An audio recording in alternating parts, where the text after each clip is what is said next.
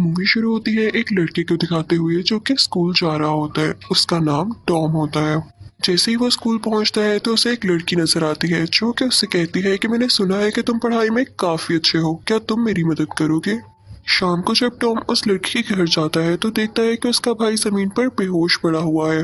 वो काफी परेशान हो जाता है और अपनी दोस्त के रूम में जाता है उसे पूछने के लिए कि इसको क्या हुआ, लेकिन वो देखता है कि एक आदमी उसके कमरे से बाहर निकला है और वो अपने मोबाइल से कुछ रिकॉर्ड कर रहा था। तभी दूसरा आदमी भी बाहर आता है। उन दोनों आदमियों के मुंह पर मास्क लगा हुआ था। वो लोग जैसे ही टॉम को देखते हैं उसे शूट करने लगते हैं, लेकिन टॉम फौरन से वहां भाग जाता है इसलिए ताकि वो पुलिस को बुला सके। लेकिन फिर भी वो दोनों डाकू उस पर अटैक कर देते हैं। अब हमें यहाँ पर नहीं दिखाया जाता कि वो दोनों लोग कौन थे, लेकिन उनके इस अटैक की वजह से टॉम काफी जख्मी हो गया था। वो बेहोश हो जाता है और उसे हॉस्पिटल ले जाया जाता है। जब उसकी आंख खुलती है तो उसकी ग्रैंड मदर उसके सामने बैठी होती है और उसका डॉक्टर उसे कह रहा होता है कि घबराने की कोई बात नहीं, लेकिन एक मसला है। जब उन्होंने तुम पर फायर किया तो तुम्हारे कान के करीब तुम्हारा मोबाइल था, और जब वो बुलेट मोबाइल से होकर गई तो तुम्हारे मोबाइल के भी कुछ पीसेस तुम्हारे ब्रेन में चले गए और हम उसको कैसे भी करके नहीं निकाल सकते। और मैं काफी सैड हूँ तुम्हें ये बताते हुए कि अब सारी जिंदगी तुम्हें इन्हीं पीसेस के साथ रहना होगा।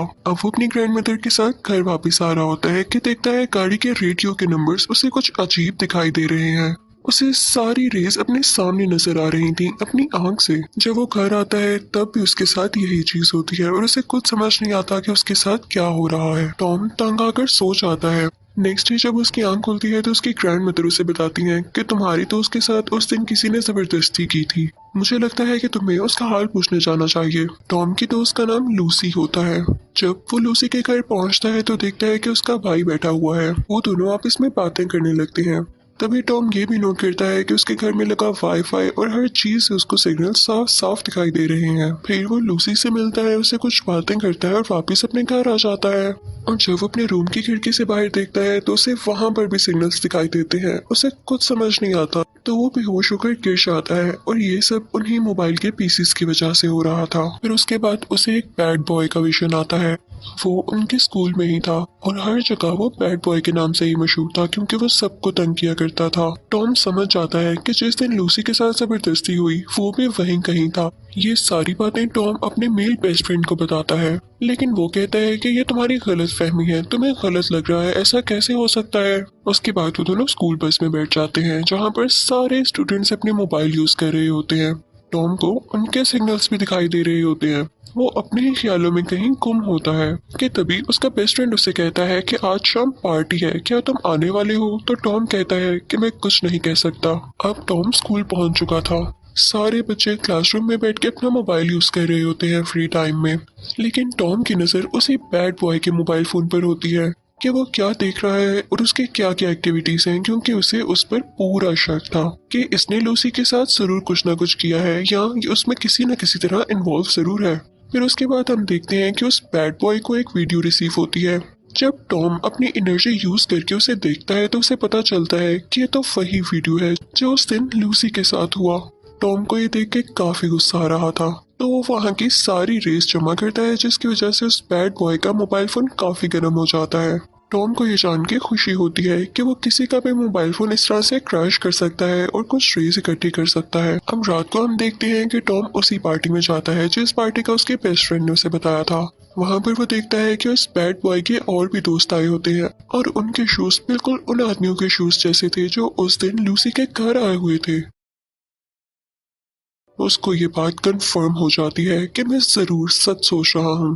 टॉम को उस बैड बॉय पर काफी गुस्सा आता है और वो उसे घूरने लगता है, लेकिन ये बात उस बैड बॉय को अच्छी नहीं लगती। वो फौरन से टॉम के पास आता है और उसे कहता है तुम्हारे साथ मसला क्या है। उन दोनों में लड़ाई होने ही वाली होती है कि तभी टॉम का बेस्ट फ्रेंड वहां पर आकर उन दोनों की लड़ाई छुड़वाता है और फिर टॉम घर आ जाता है और उसके साथ वही होने लगता है जो उसके साथ पहले हुआ करता था, यानी उसे सिग्नल्स दिखाई दे रहे थे। वो नंबर्स की कैलकुलेशंस देख पा रहा था, इवन हर छोटी से छोटी चीज जो कि एक इंसान अपनी आंख से नहीं देख सकता।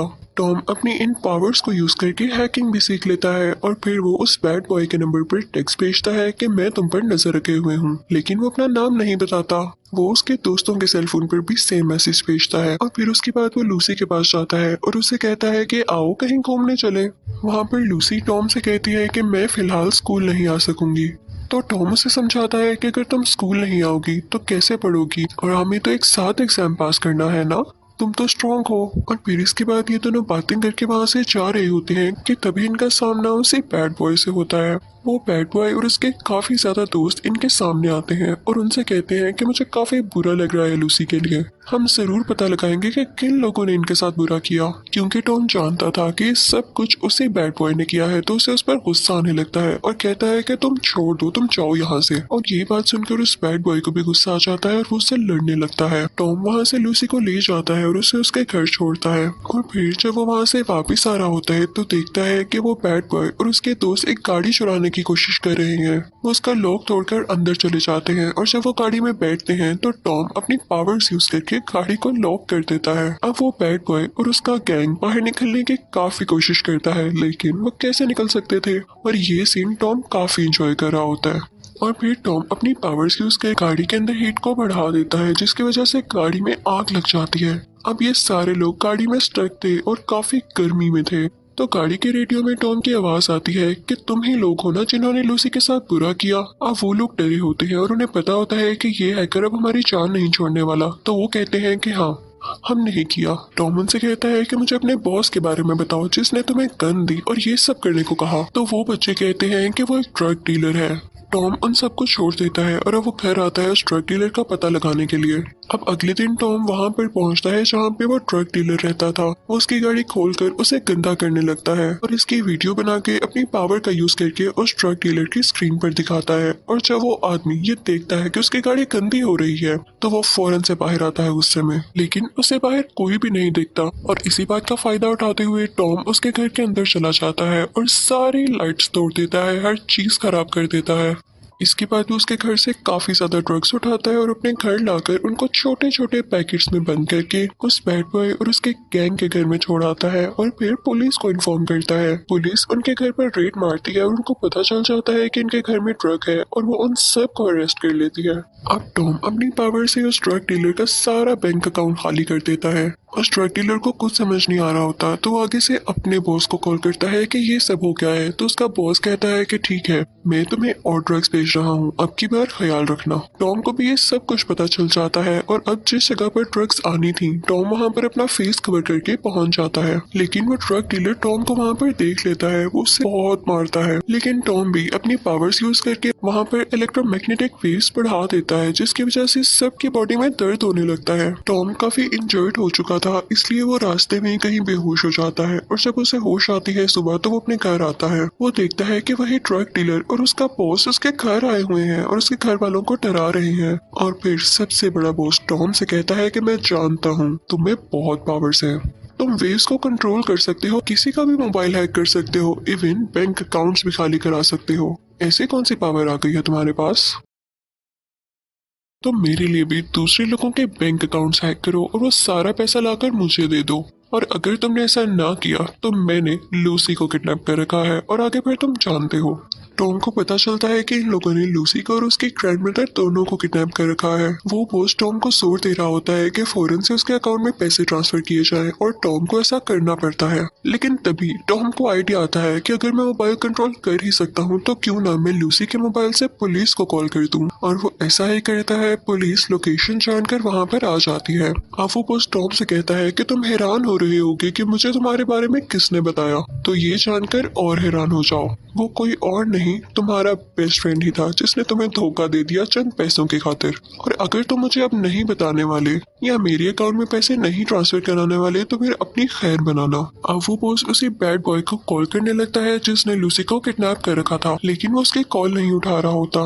बॉस अपने सब साथियों को लेके और साथ में टॉम को भी लेके उस जगह पर जाता है तो उसे पता चलता है कि वहाँ पर तो पुलिस आ चुकी है, लेकिन उस बैड बॉय की गैंग ने लूसी को छुपाया होता है। इसी दौरान उन लोगों की गन नीचे गिर जाती है जिसे लूसी उठा लेती है और फिर उन सबको गन पॉइंट पे ले लेती है।